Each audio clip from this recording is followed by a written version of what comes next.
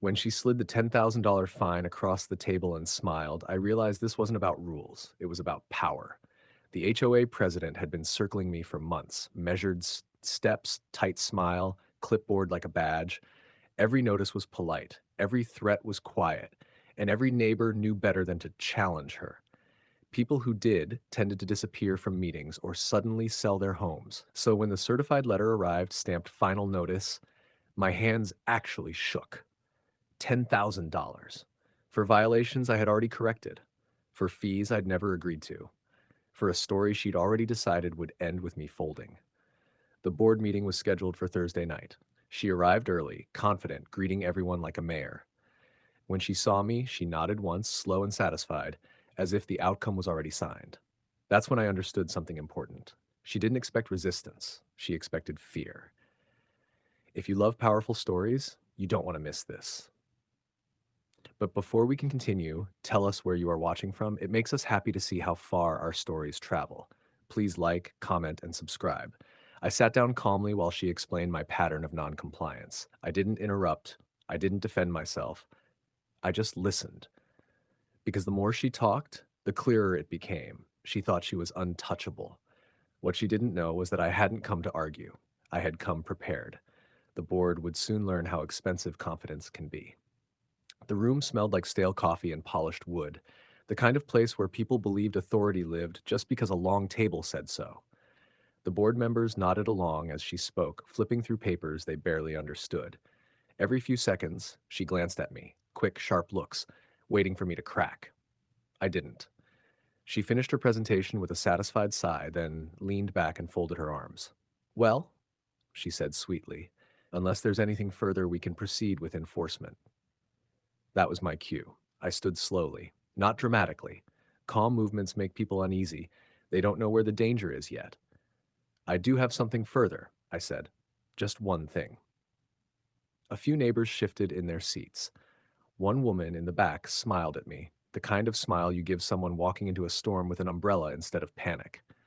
I've been keeping records, I continued, not just of my home, but of how rules are applied.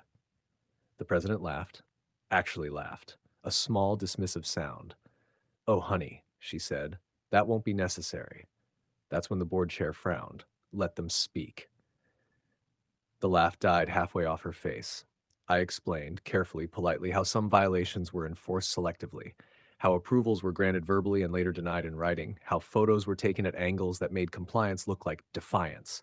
Still calm, still respectful. Then I added, almost as an afterthought, I also brought documentation and footage. The word footage landed like a dropped glass. Her pen froze. The treasurer leaned forward, and for the first time that evening, the HOA president didn't look powerful. She looked alert, like someone realizing the game they've been playing was recorded. The room went quiet, not the polite kind of quiet, the kind that hums with tension, where every eye is caught between curiosity and disbelief. I connected my laptop to the projector, letting the screen glow like a spotlight in the dim room. The first clip was subtle, her standing on my driveway, measuring my car, pointing and muttering instructions, clearly on my property without notice. The board leaned in. The president's smile wavered. The second clip had audio, her words cut sharp. If they don't fall in line, I'll make this very expensive for them. The silence thickened. Even the neighbors who had seen her reign for years gasped quietly. Then came the third clip, a meeting she had approved at her own home, showing she applied rules selectively. Her jaw twitched. The treasurer whispered, This is evidence. Finally, the pièce de résistance, a recording of her altering violation records on her laptop, her voice smug and certain, completely unaware of the camera watching. The room froze, the kind of freeze where even breathing feels loud. Marilyn tried to speak, flustered. This is taken out of context. The board chair shook his head. No, it's exactly as it happened. Enforcement is suspended immediately, and all fines are frozen pending review.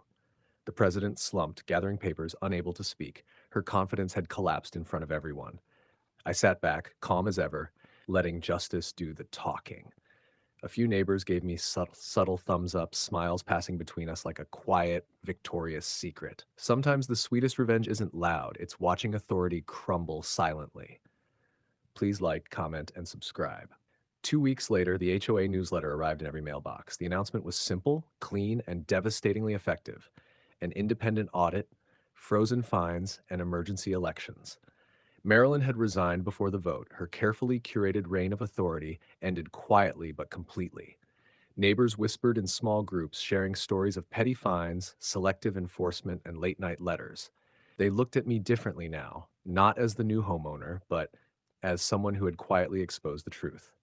I smiled politely, knowing the tension that had hovered over the neighborhood for years was finally lifting. Life returned to its calm rhythm, but it felt lighter. My trash bin stayed exactly where it belonged. My car parked at the perfect angle. Um, but more importantly, a sense of justice settled over Willow Ridge Estates. People began speaking up, attending meetings, and questioning decisions. Not aggressively, not angrily, but confidently. One evening, as I walked past the now empty meeting room, a neighbor called out, laughing softly. "We finally feel safe," she said. I nodded, knowing the subtle victories often mattered more than any loud proclamation. Sometimes revenge doesn't need fireworks. Sometimes it's in the quiet satisfaction of a well-played plan, a calm mind, and evidence that speaks louder than anger ever could. And in that silence, I realized something beautiful. Power doesn't belong to the loudest voice. It belongs to the one who knows how to wield truth. Please like, comment, and subscribe.